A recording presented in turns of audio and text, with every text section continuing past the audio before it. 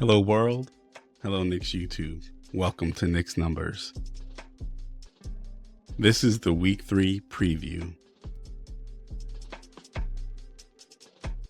The Knicks have 4 games this week. Monday, November 4th at 8:45 p.m. on MSG at Houston Rockets, who are 3-3. Wednesday, November 6th at 7:30 p.m. on MSG at the Atlanta Hawks, who are also 3-4. Friday, November 8th at 7:30 p.m. on MSG versus the Milwaukee Bucks, who are 1-5, and Sunday, November 10th at 5 p.m. on MSG at the Indiana Pacers. In this video, we will look at head-to-head matchups from the Coach Tibbs era, last season, home and away games as it applies to the current matchup, and respective nights of the week, also as it pertains to the current matchup. We'll also look at season-to-date averages through the first couple of games for all the teams we are playing this week. Looking at the Rockets, this is the first matchup against Houston for the season, and the Knicks are 7-1 under Coach Tibbs.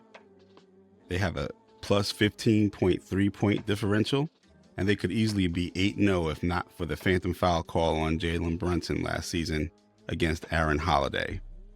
The Knicks will visit with 2 days of rest, and Houston will have 1 day of rest after losing to the Golden State Warriors in overtime last Saturday night.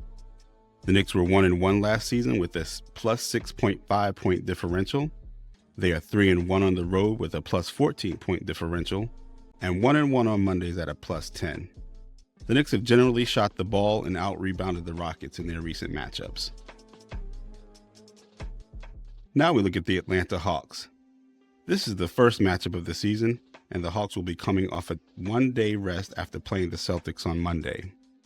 The Knicks are 10-4 under Coach Tibbs with a 4.4 point differential. They were 2-1 last season at a minus 2.7 point differential.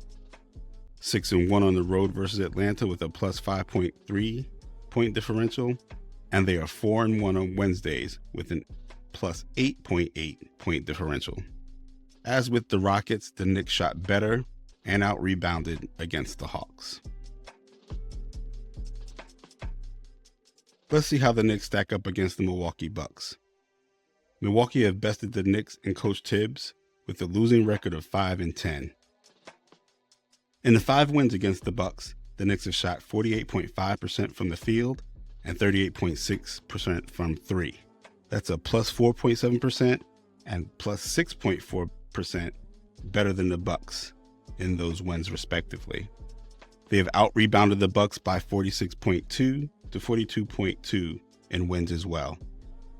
Milwaukee will be visiting the Knicks on the second game of a back-to-back, playing Utah at home the night before.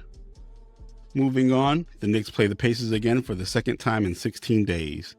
The Knicks are now 9-6 under Coach Tibbs after dominating the Pacers in Game 2 of the season, winning 123-98.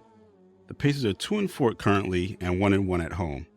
They have recently lost Isaiah Jackson to a torn Achilles, so he won't be available.